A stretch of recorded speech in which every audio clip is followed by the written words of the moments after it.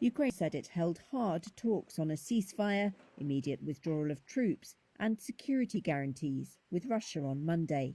That was despite the fatal shelling of a residential building in Kyiv. Both Russia and Ukraine had suggested over the weekend that results from the talks were in sight. But Ukrainian negotiator Mikhailo Podolyak said he still believed Russia had, quote, a delusion that 19 days of violence against peaceful cities is the right strategy.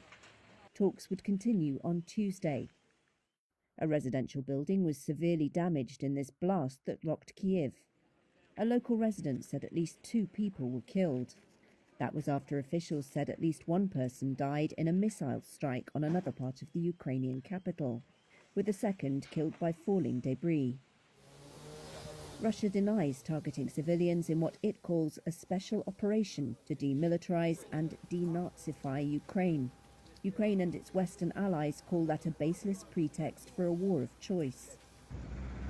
Russia's defense ministry said at least 20 people were killed in the eastern Donetsk region by what it said was a Ukrainian missile with a cluster charge, though it has not provided evidence.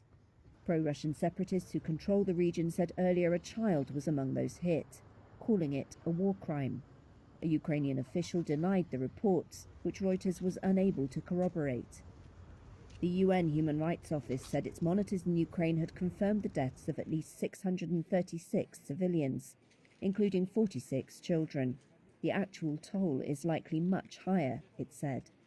In the besieged southern port city of Mariupol alone, more than 2,500 residents have been killed so far, according to a Ukrainian presidential advisor. Reuters couldn't verify that figure. This drone footage of Mariupol was filmed by Azov, a former right-wing paramilitary which is now part of Ukraine's National Guard.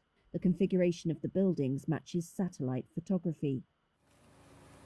The Kremlin said everything was going to plan after one of Putin's closest allies, National Guard Chief Viktor Zolotov, said the operation was going more slowly than hoped. Kremlin spokesperson Dmitry Peskov said Russia has enough military clout to accomplish its aims in Ukraine on time and in full, including taking major cities.